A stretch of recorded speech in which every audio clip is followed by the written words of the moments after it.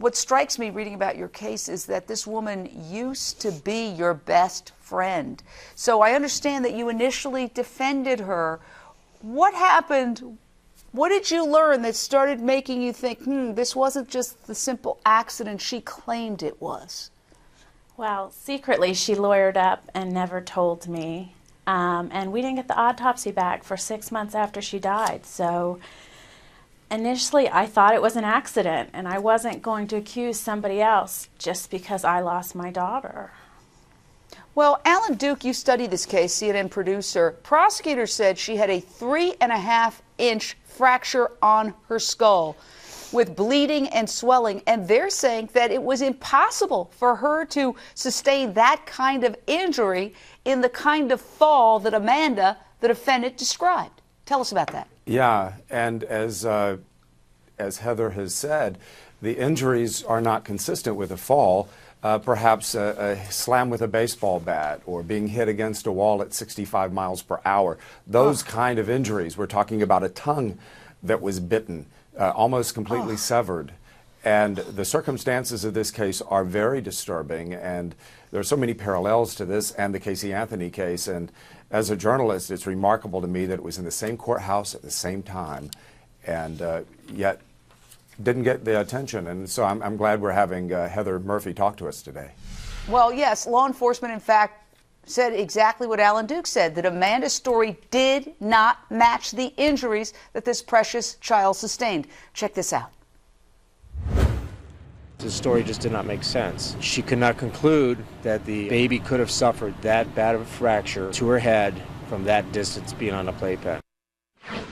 Now, you used to be best friends with her, and then because you learned new information as this case unfolded about your daughter's injuries, this huge fracture in the skull, you realized, no, this couldn't be the accident that she claimed it was. She behaved very strangely after she claims the child fell. Tell us about that, and tell us what you believe really happened. She had sent me very strange text messages when it occurred, saying that she had wanted to keep my kids again. We found out through the trial that when the investigators and the first responders showed up at the house, Amanda was nowhere near the body. She wasn't attempting to revive her. So if you weren't trying to bring my daughter back to life, you obviously knew that there was no life left. Well, Heather, I could see that you're struggling with this so much. This has got to be the ultimate betrayal. This was the woman you trusted most. What goes through your heart as you think about that betrayal? It's hard because I had had a gut feeling and I had started to pull away from the family. And the only reason Olivia stayed that night is because Amanda asked if the girls could sleep over. And I said yes. If Amanda had never asked, the girls would have never been there and we might not have been in this situation. Now, I know you don't want to make this about her famous father, Billy Bob Thornton, and neither do I. But I have been reading that they were estranged and that she grew up without her dad. Was Amanda troubled? Did you see anything? Was there drug abuse? Was there alcohol abuse? Was there any inkling that this woman, who was your friend, because we all have friends, we all know that our friends have character defects, was there anything now with 20/20 hindsight that you say, there was something wrong with her? To look at her now, I have to wonder if there were signs I didn't see and why I didn't see them, and the way that she's acting and the things that she's doing and the lies that are being told. As far as being estranged from her father, you know, maybe she is, maybe she isn't. I think maybe something else might be involved in their relationship when this came out. Well, I know she has a public defender, but I've also read that you suspect that perhaps she might be getting some help from her wealthy, famous father? Well, they paid for defendants in the case to testify on their behalf. It was close to $20,000, so the money had to come from somewhere. Well, witnesses, yes. We don't know that. We can't independently confirm that. If anybody from Billy Bob Thornton's camp wants to talk about that, they're welcome to come on. Now, I understand that her sentencing is coming up. First of all, you have to be gratified somewhat, given that she faced identical charges to Casey Anthony, and Casey Anthony walked. Is there any sense of gratification that she got convicted of aggravated manslaughter? There is a sense of gratification, but there's also the reality that something terrible happened to Liv. And in my mind, I wanted to believe that it was an accident, you know, but when all the evidence came forward and all the things came forward, something awful happened in my daughter's last few hours.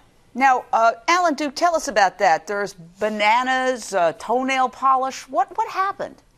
It's really bizarre. As I've talked to Heather, I think I probably got the best description as I've talked to her about it, that the 911 call wasn't made for quite a while, and it was Amanda's husband, when he came home from work, he saw what was going on, and he placed he immediately placed a 911 call, but there was a lot of text messaging going on that one would wonder, was Amanda trying to cover her tracks and trying to create an alibi by her actions that she took before her husband came home? But you're right, it was really bizarre what apparently she was doing when the child may have already been dead. So she claims that this child was in her playpen, and was fooling around the playpen and accidentally fell off and dropped to the ground, and that, oh, she seemed okay, she fed her bananas, she did her toenails, and then they both fell asleep, and then when she woke up, the child was limp. First of all, if a child falls and has a 3.5-inch fracture, who in their right mind, who would give them bananas and do their toenails instead of rushing them to the hospital, Heather? I don't know. You don't have to be in the medical field to know. And from falling 28 inches, you're not going to sustain a 28 or a 3.5-inch skull fracture. That is part of the story that's impossible. We don't know what really happened the night when Liv died. Her sentencing is coming up. I know her sentence carries up to 30 years, but you're afraid that she might get something very lenient. Are you going to speak in court, and what would you say before the judge and this former friend?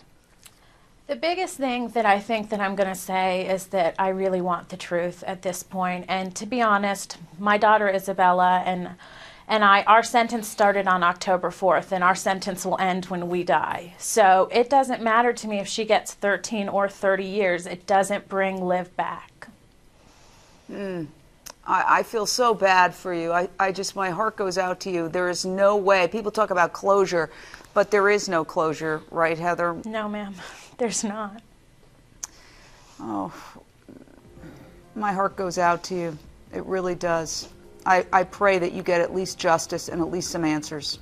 Thank you. Keep us posted. Thanks, Alan.